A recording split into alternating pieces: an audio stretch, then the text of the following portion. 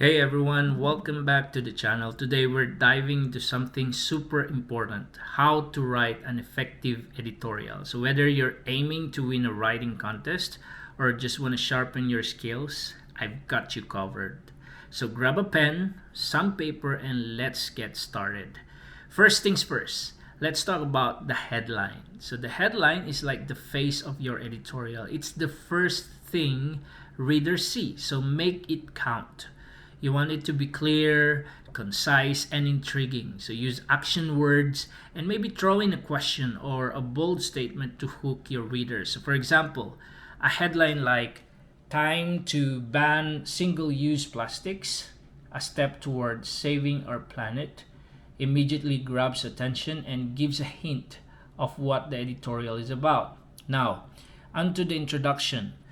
Your intro should grab attention and clearly state your thesis. So start with a strong hook, maybe an interesting fact or a striking statement, then lay down your main argument. So like this. Every minute, an estimated 1 million plastic bottles are purchased worldwide. So it sets the stage and introduces the issue effectively. Then clearly state your main argument. For instance, to combat the environmental crisis, we must ban single-use plastics and transition to sustainable alternatives. So this gives your readers a clear sense of where your editorial is heading. Moving on to the body of your editorial. This is where you build your argument with facts, statistics, and examples. Each paragraph should focus on one key point. Now, a common question is how many arguments should you include?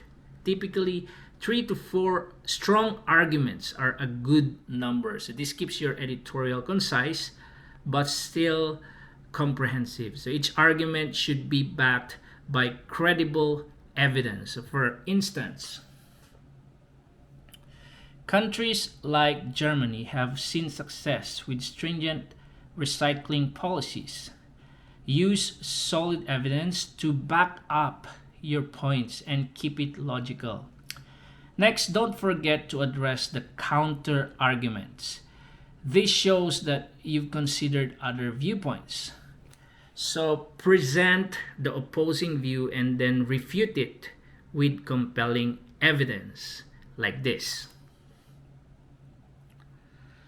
Some argue that banning single-use plastics could burden businesses. However, evidence shows that companies adopting sustainable practices often experience long-term savings. So this not only acknowledges the other side, but also strengthens your argument. And finally, the conclusion. So this is your chance to leave a lasting impression. So make it memorable, maybe a call to action or a thought-provoking statement. And with something like this. By banning single-use plastics, we can take a significant step toward protecting our planet for future generations.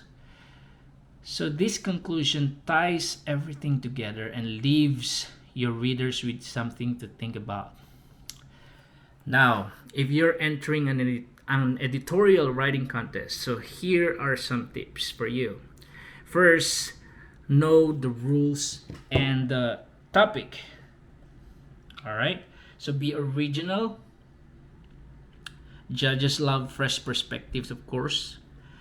Keep your writing clear and concise, and back up your arguments with solid evidence. And most importantly, edit your work thoroughly.